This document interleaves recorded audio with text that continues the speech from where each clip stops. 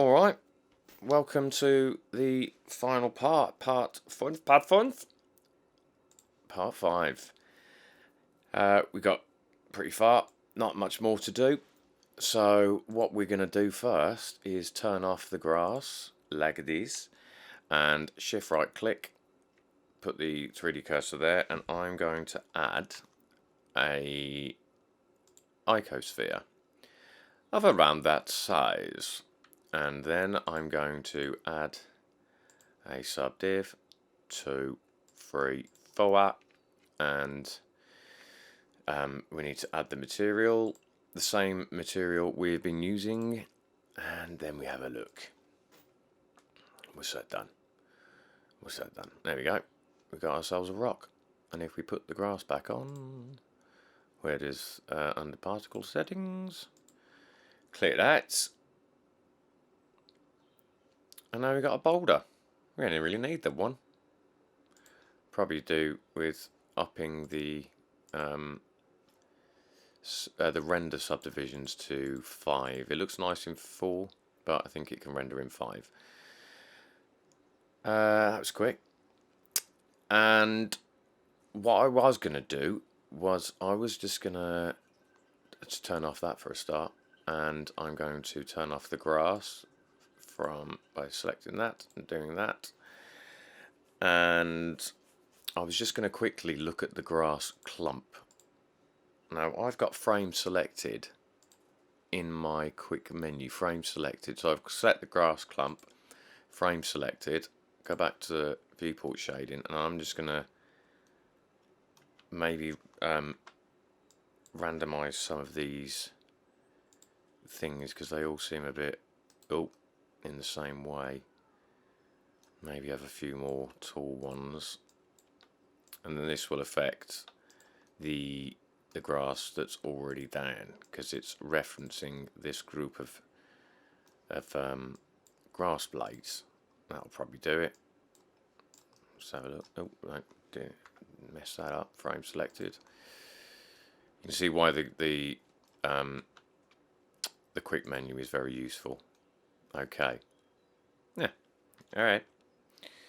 Let's go back, get the camera view back, and I thought of maybe taking... Oh, yeah, first off, again, what I normally do is select the faces I can see by pressing C after I go into Edit, and I'll take the ones I can see and then just make sure there's a few more. Otherwise you might get a harsh edge, which you don't want. And then once I've got that, Control I, because we don't need these faces, because that will be taken into account with the subdivision surface, which we do not want at all. I think I might make another plane, shift right click, mesh plane, rotate it on the X by 90, RX 90, bosh it up, and I'm going to bring it right back to about here. That's just by the sky. Tab, right click, 1, 2, 3, subdivide, and let's add the material. And what I might do with this one is I'm going to make it its own material because I might give it a random shape so it's not using exactly the same shape as this. And we're also going to want a subdivision surface set to like 4 or like 5. We got to make sure that the render settings do the same thing. Okay, let's have a look. Yep, okay, that's the sky. That's too close, so let's drag that back. I have to scale it up a bit so that it still covers the area. Okay, now obviously that looks bad, so I'm gonna make the scale. We've already made it its own material. I am excuse me, am I going to up the scale or lower the scale? First off, let's make it look a bit more cliffy, so I'm going to rotate it on the let's go the other way. No, let's not go the other way. Rotate it on the Z axis by pressing RZ, and I am just going to extrude the top a bit. E, like that. E, like that. E, like that. And then we'll probably need to do the same around this edge, so double click all of those bad boys, and I'm gonna, I don't know which way this is good. Let's if you change this to local, at the moment if I press EX, it's following the global X, which I don't want to do. Control Z. So if you change it to local, it will use this. It might not be X, it is, and now you see it's going the right way. So I'm going to rotate, extrude on the X, and then G, Y. I'm going to take it back, and then extrude on the X, and then take it back. Oh, wrong way, GZ. Yeah, you might have to mess around with which. Oh, right, I didn't do that either. GZ. Because once you click local, it may be a bit confusing about what coordinates are what. So, yeah, that looks like it rounds the corner, doesn't it? Let's have a look. Yeah, alright. I just want it, just poking through there, just poking through. Let's have a butcher's. Okay. Okay. Let's extrude that again and that again. I'm just extruding like that. See if that helps the situation massively. Now there's not much separation, it looks like one wall, but that's going to change once we get a mist pass in. So in order to do that, first off we need to set up the mist pass, and then what the mist pass is going to do is just give us it's going to brighten up. The further away from the camera, the less hue, the less saturation, the more brightness. So it just gives it the impression of distance in a scene that clearly is not that far away. We're kind of cheating, but it does a job. So the mist pass, first of all, you need to click this, the layer properties, and then mist. Then you've got to go find your camera, click on that, and then in the camera properties, under viewport display, you need to click mist, and then you'll note this line that has appeared. It's easy to look from the top, obviously, and in order to edit that, we need to go into the world tab and then mist pass, and now we can change it. So we need to cheat this, so we don't want the mist to start here, we want it to start after the first rock, I suppose, about, oh hello, about here. So I want it to start about there, and I want it to finish, I suppose the sky's about there. Is the sky there? Let's bring it back. Depth, yeah, okay. So let's just dump a few more trees about, just so we can get that extra feel of distance. I've just selected all of them, Alt D, Alt D, rotate on any old axis, and bring them down like that. Maybe some more over here. It's crazy, I know, but it works. Okay. Yeah. I've got these white dots, by the way. It's because I've got my origins all selected, and I don't know why I need to change that, just that one. You probably don't have that problem. It's not a problem. Okay, so let's just put the grass back on. Quick peepee check. Hang on, what am I doing? Yeah, particle settings. Let's have a look, let's have a look. How's it looking right now?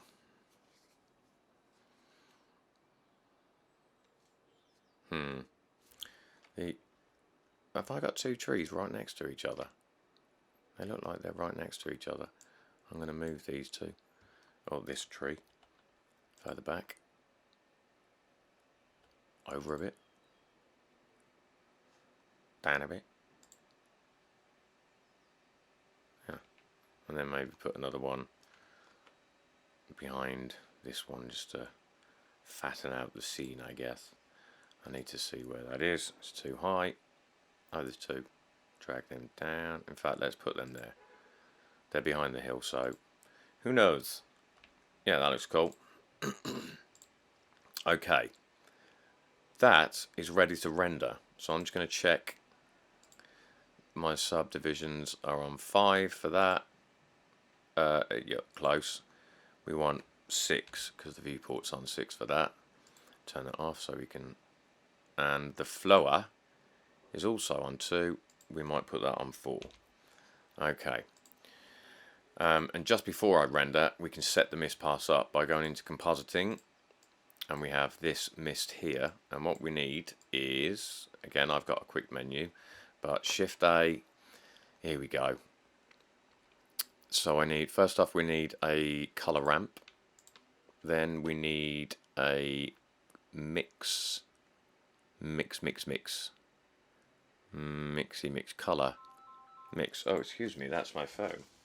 It's probably one of these bleeding junk calls. Oh, it's gone now. Never mind. So yeah, a mix RGB, and then we plug the output of the image into this one, image 1. We plug. Don't do that. I didn't ask you to do that, did I? I did by putting that there. We plug the mist pass into this and into the factor, because it's now going to mix the image with white depending on this factor. If we're not going to see anything because there hasn't been a mist pass rendered yet. We're just setting this up before it does, and then plop that into there. And normally mist pass, if it's set to white, can be brutal. So I normally drop, where have my colours gone? Down to about, I suppose there, and maybe bring it in a bit. Okay, so when we render, we shall see the mist pass. So I'm going to render now, and I'll speed it up, and then when we come back, it will be done. We can probably get away with 200 because it's quite a bright scene. 200. Oh, I know what we haven't done. We haven't set the depth of field. 12 minutes. Never mind, we're nearly there. Depth of field, I'd say probably focus on this cliff, maybe. So shift right click. The easiest way I've found to set the depth of field focus distance is the way I'm about to do, because if I select this as the focus object, depending on where the object's origin is, that's where the camera's going to focus. That can be confusing. So I've found the easy way to do it. Excuse me. Shift right click, put the 3D cursor because it'll attach to this object, the rock. Add a plane, RX90 as usual, and make it small, real small. So it's going to pick that spot to focus on. So if we find the camera, okay, this is going to be about maybe a 20-minute one. Sorry. And then camera, where's depth of field? Depth of field, tick that. Use that. Make sure it says, hang on, that's plane. That one is plane. That's the one. Select that. And now hide this plane when you select it. There. And Q, show active. So that is the render one. If you don't have all these icons, I have them as default. There they are. Just press that and then select them there. And turn off render and turn off viewport. We don't need to see it. Now we just quickly select the camera and then just check that doth. He doth protest.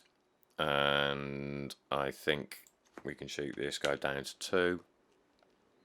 Yeah, that looks about blurry here. Yeah, that looks good. It could work. Okay, so I'm going to render this out, speed it up for you, and then we'll reconvene in a few minutes. Right, before you press render, I know I just said we'll reconvene in a few minutes, but we're about to, and it turns out I can't record at the same time as rendering, so it cut the video off. I rendered it, and there were a few things I wanted to change, so we're going to change those now before excuse me, we render it. First of all, the grass was not as random as I'd like, so I made a few changes. So if you select your grass plane, and under velocity here I have randomized to, is that 0.3? 0.3. I've got the phase up to 0.2 and the randomized phase at 1, and I'm actually going to take that up, the scale randomness, to 0.8.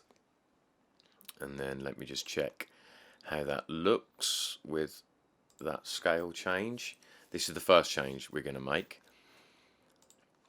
And the other change is on the trees. I forgot there's some close and they don't look great when there's nothing on them. Yeah, that looks much better. Okay. So the other change we're going to make is this. By the way, this is a good tip. If you press, I don't know what that is, / key, or is that / key, I think, next to the shift key on your keyboard on the right hand side, next to in between the Z and the shift, that key, if you press that, it solos what you want to work on. So if you select and then select other objects that you want to see, so I need to see the leaves and I'm going to need to see the sun, so I'm going to control click the sun, and then if I press that key and zoom in a bit here, I can now see just the tree as is in the scene. And what was very clear was that this is clearly not great, so we're just going to roughen that up a bit by putting a bit of bump in. So click the trunk and shift A. Now the bump node I haven't added outside of my quick menu vector bump. Okay, so put a vector bump in and add a color ramp, converter color ramp, and add, I would say, no, let's change it up. Let's go with the Musgrave. So texture Musgrave. I mean texture. Yeah, we'll put an object texture coordinate in there anyway. Oh, sorry. Shift A. Input texture coordinate. And we're also going to need a mapping node. I can't remember what the shortcut is with Node Wranglers to get the mapping in there. So Shift A, is it vector mapping? There we go. So we want to plug the object into the vector, the top one, that into that, that into that, and that into, is it normal or height? I can't remember. I've been using my own procedural shaders and this is already set up, so I forget if it needs to be in height. I think it's in height. And then normal into normal. And obviously it looks bad. So Node Wrangler, Control Shift Click. Let's have a look at that filter, shall we? Dimension is good for bittiness, so I'm going to drag that. If I shift and left click and drag, and we need detail. Excuse me. So we get this bitty. We can go even further, I think, 0.3. And then the reason we put the mapping in is because we want to drag one of the scales, X, together to give us that kind of effect, which kind of looks barky, right? And then back over to your jobby, Control Shift Click the principled, and we have a much better looking tree. The roughness is too low, so we need to up that. And I tell you what else we're going to do. We're going to add a color ramp. Shift A, converter, color ramp. Pick a brown and pick a lighter brown, like this. And just brush a noise texture. Shift A, texture, noise, texture. Put that in there, and then put that in there. So now we've got two colours. But if we Control Shift Click that, we can better see. I'm going to need that to be plugged in. Do I want? Yeah, because we want it to be stretched as well. So plug that in there. And these colours are too similar, so let's take the saturation down to that. Let's bring the darker colours up somewhat. That looks about right. And then let's Control Shift Click that. There we go. There's your tree bark. With the trees that I've built, I would separate these, because if you put a subdiv on that, it's going to go messy. In fact, let's just do it. No, don't do it, because this tree has been duplicated, and if we edit this one, we're going to edit all of them. So what I would normally do, I'll show you what I would do. I'll show you what I do, right? This is what I do, yeah? Oh, yeah. Well, this would need to be converted to a mesh, and this tutorial is not going to cover that. It's too much. Don't worry about it. But applying a subdivision surface to that is not a great idea as is, because it's going to subdivide everything on this tree. You have to separate it by making it a mesh and then separating it by selecting the polygons you think are visible and then adding a subdiv to that, separating them. So we're not going to do that now. So I'm going to press that fancy key between the Shift and the Z to get back. And now if we go back to the screen, it doesn't look too visible, but this is the render that I did after I edited the grass. And over here you can see it's clearly flat. It's actually not as sharp as I was expecting, but there's nothing to it. The grass looks better now, almost like it's windswept, you know. But this brown didn't work in this render. But that's, you know, once you render out this one, you know, you can see if you control B, you can select a small area, a box area that you want to just check to make it render quicker. And if we zoom in a bit, it's still blurred, but even the color variation makes a bit of a difference from no color variation and no bump whatsoever. To me it makes a difference, all right. It might not to you, but it does to me. So that's it. That's the tutorial done. Now you know how to make crazy rocks, make your own grass, make your own trees, put a sky in, bish, bash, bosh in the bag. Bob's your uncle, Fanny's your aunt. That's it. That's the scene done, I believe, in less than an hour, which is awesome. And that scene, by the way, F11, come back. F11 brings up the render window. That one took, how long? 4 minutes and 41 seconds and 2 gig of RAM, and that's because I could probably have got away with less subdivisions for this one. That's on 6, this one's on 5, that's on 5, the floor's on 5. I could probably get away with a 4 for the floor. I'd kept 5 for that, maybe 4 for that, and maybe 5 for that. So it could have been rendered in less than 2 gig, probably about 1.3 something. So that's the power of procedural textures. They make a big difference to your render times, and I think the detail is awesome, and way easier than trying to sculpt this. Imagine trying to sculpt this. I mean, come on, seriously? Like, hell no, hell no. I'm not going to try to do that. Hell no.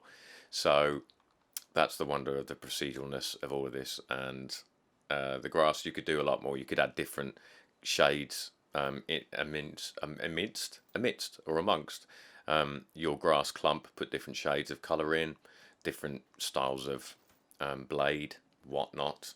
It's your call. And again, the trees can be completely different. Maybe for this scene, I maybe should have gone with a pine tree, which is one of the sapling presets. But there you go. That's a lot. If you want, take a look at my Blender Market Shop. The link is in the description. And I've got the Infinite Rock Builder, which, I mean, you've seen how I created one formation. There's 20 different presets to use. And vector displacement, which is not what I've shown you here. Vector displacement's a little bit more complicated, but very powerful. And you can do a ton of stuff with that. But that's enough to get you going and experiment. That's how I came up with the rocks, my metal builder, the tree builder I've got with the wood builder. So I only came out with them by, I mean, of course I watched a few tutorials, but it came from plugging things in. Literally, I'm very much a visual based artist, and I like to see results instantly. So plugging things in, taking it out, plugging it in somewhere else, mixing it with something else, you can learn a lot by doing that, just by playing around, and that's where the fun is. The fun is when you nail it, and then you think, yeah, that's wicked, and then you build shaders from it. But the fun is experimenting, plugging things in, try different ports. We've gone with an object mapping here. You could change that to UV mapping and then edit it that way. You can plug in different textures rather than noise. Start with a different texture. Chill, cool. But that's what I do. So I hope that was enjoyable, and I hope you learned something, and I hope it reinvigorates any love for Blender you have, because it's a fantastic piece of software, and the fact it's free. I mean, come on, nothing in this world is for free, but Blender is. Good man. Okay, wicked. I've been Nick. I'll see you next time. Farewell. Bye.